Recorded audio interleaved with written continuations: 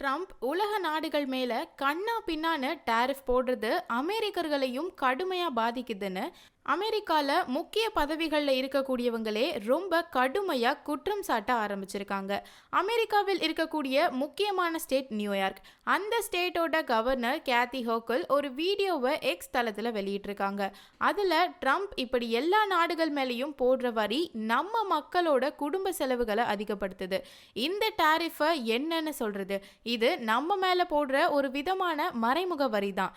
எதுக்கெல்லாம் பணம் செலவாகுதுன்னு தெரியாமலே மக்கள் இந்த விலைவாசி உயர்வால பெரிய அழுத்தத்துக்கு உள்ளாகுறாங்க.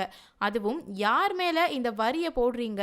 நம்மளோட நெருங்கிய கூட்டாளிகளா இருந்த நாடுகள் மேல. அவங்கெல்லாம் நமக்கு நண்பர்கள், நம்ம பக்கத்து வீட்டுக்காரங்க. இது பில்லியனர்ஸ்க்கு மட்டுமே லாபத்தை கொடுக்குது. எல்லா விலைவாசியும் பயங்கரமா ஏறப்போகுதுன்னு தன்னோட குமுறல்களை எக்ஸ் தளத்துல கொட்டியிருக்காங்க. டெமோக்ராட்டிக் காங்கிரஸ்மேன் ரோ கண்ணா இதை பற்றி பேசுகிறப்போ வேகாஸில் ஒரு கடையில் தக்காளியோட விலை $1.9 இருந்து இப்போ $1.19 உயர்ந்துருச்சு. இது மெக்சிகோல இருந்து வர தக்காளிக்கு இவர் போட்ட வரியால் வந்த விளைவு அப்படின்னு குற்றம் சாட்டியிருக்காரு.